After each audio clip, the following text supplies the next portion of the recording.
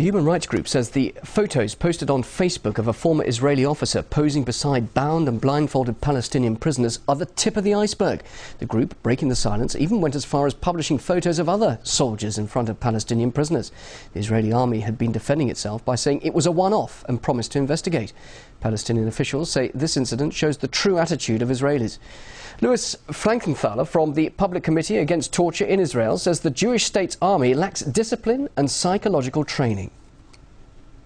These incidents are not isolated. These incidents are part of a trend or part of a ongoing situation in which, particularly in the case of Palestinian detainees, are seen as objects, are seen as tools either for entertainment, to pose with them, and that's only part of the problem. The major problem is that detainees, particularly when they are handcuffed, when they're blindfolded, face physical violence, face humiliation, face psychological violence on the part of Israeli soldiers after they're arrested. There's something fundamentally lacking in the training of Israeli soldiers. There are different factors that force people to go into the army, to look to the army as a career. So in terms of the average intelligence or the average capability, capacity, mental capacity, I think that they are all perfectly capable of making moral judgments. The problem is that there is not enough, I think,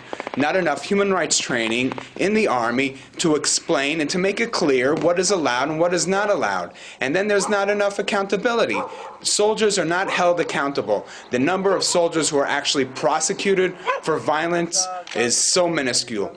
Palestinians are afraid to file complaints because they're afraid of retribution, and they know that there will not be sufficient prosecutions.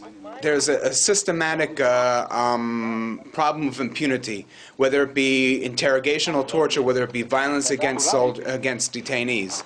So I think in terms of the image that Israel is trying to portray, they're trying to, on the one hand, to shake this off as a one-time incident, but on the other hand, they're able to simply ignore what human rights organizations write about, what we report about on a regular basis. That we know that, for years, these incidents have been going on. For years, we've been talking about them and demanding prosecution, demanding accountability.